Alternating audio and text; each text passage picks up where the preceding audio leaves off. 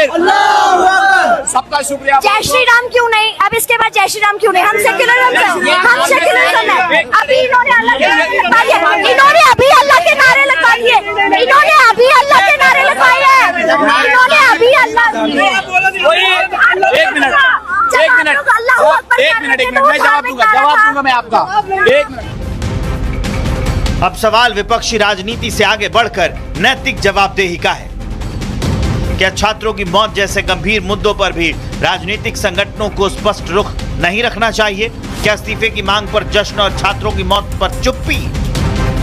क्या दोनों के बीच का विरोधाभास जनता के सवालों का जवाब मांगता है?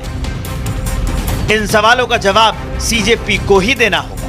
जंतर मंतर की उस भीड़ में आजाद कश्मीर के नारे लगाने वाले, फ्री उमर खालिद की तख्तियां लहराने वाले और मजहबी एजेंडा चलाने वाले लोग ये भ्रम पालना छोड़ दें कि वो देश के अमन चैन को यूं ही तार तार कर देंगे। अब वक्त आ गया है कि इन अलगाववादी ताकतों और इनके हर एक मददगार को कानून के कटघरे में खड़ा किया जाए। Bureau report, Republic Bharat. आपको बता रहे हैं, नीट पेपर लीक में सीबीआई ने दायर कर दी है चार्जशीट।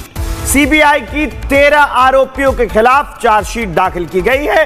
दिल्ली के राउज एवेन्यू कोर्ट में यह चार्जशीट दाखिल की गई है।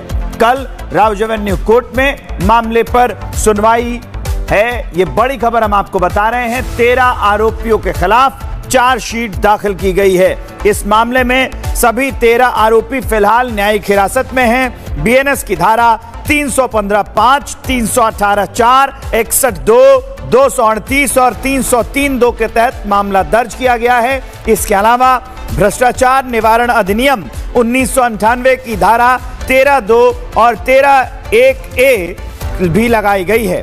पब्लिक एग्जामिनेशन जिसमें अनुचित साधनों की रोकथाम अधिनियम है 2024 की धारा 10 के साथ ये पूरा मामला दर्ज किया गया है। 3, 4, 5 और 11 ये धाराएं हैं जिसके तहत कार्रवाई की गई है। तो ये बड़ी खबर हम आपको बता रहे हैं। चार्जशीट को आगे की सुनवाई के लिए, पेपर लीक मामलों की सुनवाई के लिए गठित विशेष फास्ट ट्रैक कोर्ट के समक्ष पेश किया जाएगा।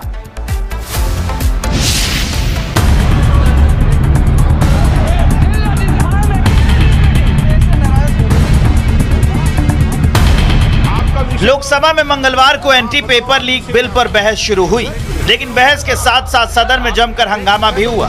विपक्ष ने सरकार को नीट पेपर लीक और परीक्षा व्यवस्था की विफलताओं पर घेरा। वहीं सरकार ने दावा किया कि नया कानून पेपर माफिया के खिलाफ सबसे बड़ा हथियार साबित होगा। सरकार ने पहले इस बिल पर चर्चा के लिए 6 घंटे तय किए थे, लेकिन विपक्ष की मांग के बाद बहस का समय बढ़ाकर 10 घंटे कर दिया गया था।